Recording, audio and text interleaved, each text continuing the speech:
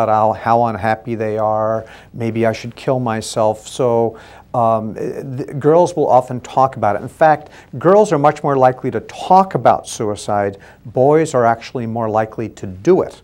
I think another point that we need to think about is that these individuals will oftentimes have thoughts of dying and may actually demonstrate those thoughts by giving away some of their most prized possessions or things that they've worked hard to accomplish. Whenever we see any of these kinds of symptoms in a friend, we need to pay attention to it and we need to take steps to help them.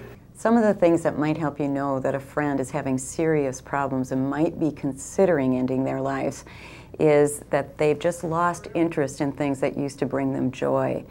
These are kids who often will say that they feel guilty even for living. And even when others try to compliment them, they will often blow it off or brush it off as if they're inaccurate. It can't be true that I've done a good job. And encourage them to talk to somebody else who can get them help. That might be a caring adult in their life, and it might be a professional. But take it seriously and help them to take it seriously to get the support they need. In addition to reaching out, you also want to make sure that you don't get in over your head.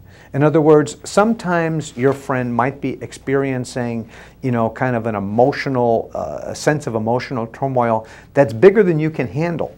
And you might feel a little bit good that your friend is turning to you for help, but you need to know where your limits are.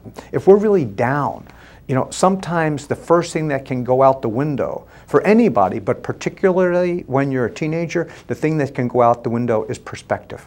And so if I'm really down, sometimes I forget that this is going to pass. Sometimes when problems become really hard and you're feeling like harming yourself, you might want to consider talking to your doctor about it.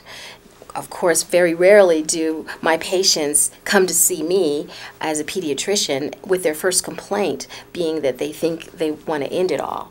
But I would say to you that as a pediatrician, there are many things that we can do to help you. Think of the people that you can go to for support in your life. It might be somebody in your faith circle. It might be somebody at your school, like a counselor or a social worker. It might be a friend of your family's. It might be somebody in your family. You may know of a professional, you may know of a crisis line. You might feel better talking to someone you know, or you might feel better calling a line that has somebody you don't know.